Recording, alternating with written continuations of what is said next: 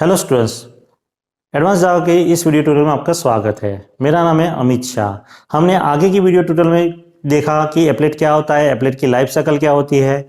अब मैं आपको एप्लेट को रन करने के लिए किस तरह से हम रन कर सकते हैं, किस तरह से कोडिंग करनी है वो बताऊंगा। उसके लिए क्या क्या यूज होता है वो बताऊंगा आपको। जावा प्रोग्राम लिखने के बाद जो जरूरी है वो है HTML टैग एप्लेट। आज मैं इस वीडियो ट्यूटोरियल में आपको HTML का जो एप्लेट टैग है उसके बारे में बताने वाला हूं।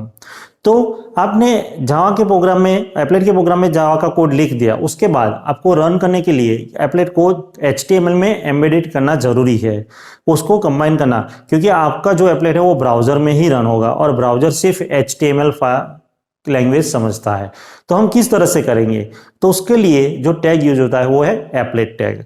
आपको इस तरह से लिख देना है, ओके। एप्लेट टैग को ओपन करना है, उसके अंदर अब कौन कौन से एट्रीब्यूट यूज होंगे। तो सबसे पहला एट्रीब्यूट होगा कोड। कोड इक्वल टू आपको जो आपने जो एप्लेट की फाइल का नाम सेव किया है वो फाइल का नाम आएगा। कोड में क्या होता है कि आप कौन सी फाइल, उसको आपको क्लास फाइल देनी है। अगर मेरे एप्लेट का नाम है hello डॉट जावा तो आपको यहां पे लिखना है code equal to hello dot class. आप डॉट क्लास नहीं लिखोगे तो भी चलेगा, सिर्फ लिख दो कोड इक्वल टू हेलो। आपकी HTML फाइल और एप्लेट फाइल दोनों एक जगह पे होनी चाहिए, ओके। तो आप सबसे पहला एट्रीब्यूट जो है वो है कोड, जिसके अंदर आप क्लास का नाम स्पेसिफाई करोगे कि भी जो भी आपने क्लास बनाया है उसकी जो क्लास फाइल है यहाँ वो आपको देनी है। सेकेंड जो एट्रीब्यूट्स है वो है विड्थ। आपको विड्थ इक्वल टू उसकी जितनी भी विड्थ डालनी है 300 400 पिक्सल में, वो आपको 500 जो भी आपको डालनी है, रखनी है एप्लेट की, वो आपको यहाँ पे स्पेसिफाई करनी है। और विड्थ और हाइट आप अपने लैपटॉप या कंप्यूटर के रिजोल्यूशन के हिसाब से आप यहाँ पे रख सकते हो। तो सेकेंड एट्रीब्यूट है वो विड्थ है। और थर्ड एट्रीब्यूट है वो हाइट। हाइट के अंदर आपको एप्लेट की हाइट स्पेसिफाई करनी है। मैं आपको बता दूं स्टूडेंट्स कि आप जब भी एप्लेट प्रोग्रामिंग करते हो मिनिमम ये तीन एट्रीब्यूट तो होने ही चाहिए। अगर आपने ये तीन एट्रीब्यूट्स नहीं डाले एप्लेट कोड टैग में तो आपका एप्लेट रन नहीं होगा। तो ये मिनिमम रिक्वायरमेंट है। इसके सिवाय के बहुत सारे एट्रीब्यूट्स है जो मैं आपको अभी बता रहा हूं, लेकिन ये तीन एट्रीब्यूट्स कंपलसरी है कि एप्लेट को रन करने के लिए ये तीन एट्रीब्यूट्स होने चाहिए। कौन से? Code, width and height. Now next attribute is the code base. Code base का यूज क्या होता है कि जब भी मैं लोकल नहीं पर रिमोट एप्लेट बनाता हूं तो मुझे कोड बेस में रिमोट एप्लेट का, जहां भी मेरा एप्लेट है उस कंप्यूटर का IP एड्रेस और उसका फोल्डर और उसका पूरा पाथ लिखना है कोड बेस में।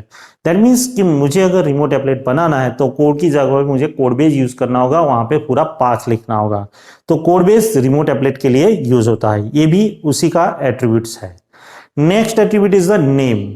नेम एट्रीब्यूट किस लिए यूज होता है कि अगर आपको एप्लेट का जो आपने बनाया है उसका कोई नेम डालना है तो आप डाल सकते हो। ये कंपलसरी नहीं है, आप ऐसे ही रखो या ना रखो चलेगा। तो नेम एट्रीब्यूट्स में आप एप्लेट का टेम्पररी नेम भी स्पेसिफाई कर सकते हो अगर स्पेसिफाई करना है तो इस तरह से दूसरे दो मैंने एट्रीब्यूट्स बताए, कोड बेस और नेम।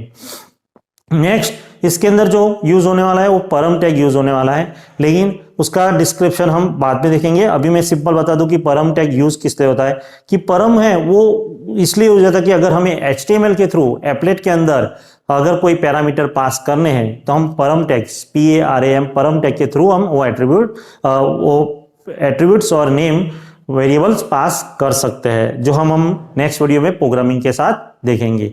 तो इस तरह से आपको जावा कोड के ऊपर पूरा लिख देना है और वो कमेंट कर देना है कि भाई एप्लेट और कोड विड्थ एंड हाइट, ये लाइन आपको लिखनी जरूरी है। तो मैंने बताया इस तरह से कि एप्लेट टैग इस तरह से यूज होता है जावा प्रोग्रामिंग। इसी एप्लेट टैग का यूज हम किस तरह से प्रैक्टिकल में करते हैं वो हम देखेंगे। तो इसके लिए हम आईडी में ही मूव होते हैं। आईडी में मैं यहाँ पे नोटपैड यूज करने वाला हूँ सबसे पहले। तो हम यहाँ पे नोटपैड में देखेंगे और मैं तो स्टूडेंट्स, मैंने आपको वहाँ पे पहले बताया कि एप्लेट टैग की थियरी। अब हम प्रैक्टिकल में देखते हैं कि किस तरह से एप्लेट टैग यूज़ करते हैं। तो सबसे पहले मैं इस फाइल में क्लास फाइल बनाऊंगा जो हमारी पब्लिक होगी, पब्लिक टेस्ट टेंस एप्लेट। अब इसी में एप्लेट टैग को हम लिखेंगे। तो किस तरह से? सबसे पहले फर्स्ट लाइन लिखेंगे कि आपको लेस देन एप्लेट। आपको क्लास नहीं लिखना है तो सिंपल टेस्ट लिखो हो। Then height, HEIGHT, height equal to 300। ये भी आप अपने लैपटॉप या कंप्यूटर के रिजोल्यूशन के हिसाब से डाल सकते हो। मिनिमम ये 3 एट्रीब्यूट्स एप्लेट टैग के अंदर चाहिए और इसको आप क्लोज कर दो।